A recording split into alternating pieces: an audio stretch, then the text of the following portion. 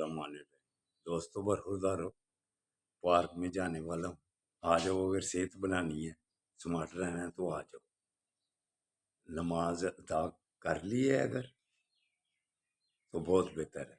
तो अगर सोए रहे हैं तो फिर आप जीरो हैं। जिसने नमाज अदा कर ली, अल्लाह के आगे झुक गया, वही A1 है। जो गर्दन से सरिया निकाल देगा, क्यों? सबसे पहले अगर जो क़यामत वाले दिन हिसाब होना है, नमाज कौन है? तो जो नमाज अदायगी के पीछे है, वो जीरो है। तो दोस्तों आओ, अल्लाह ताला सियासत मुल्की हालात भी ठीक करें। तो मुल्की हालात वालों को यही कहता हूँ कि आना के मसले छोड़ दें, पाकिस्तान के लिए जो बेहतर है वो करें। अगर किसी मुल्क को, अमेरिका को या किसी और मुल्क को खुश करने की कोशिश कर रहे हैं, तो कभी आपके हुए हैं?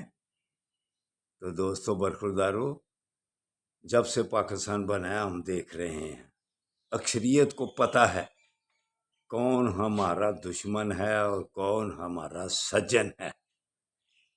तो जिसने अल्लाह की हाकमियत को जाना, अल्लाह की तरफ गौर किया, सबसे ज़्यादा कुरान पाक में अगर जो आयत है ना, गौर करो गौर करो गौर करो, नमाज के बारे में तो 700 से 51 बार तकरीबन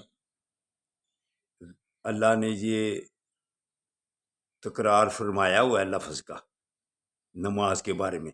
तो गौर करने के बारे में 2600 दफ़ा फरमाया हुआ है। तो अगर आप गौर करने से ही पीछे हैं, तो हमारा दुश्मन कौन है और सजन कौन है?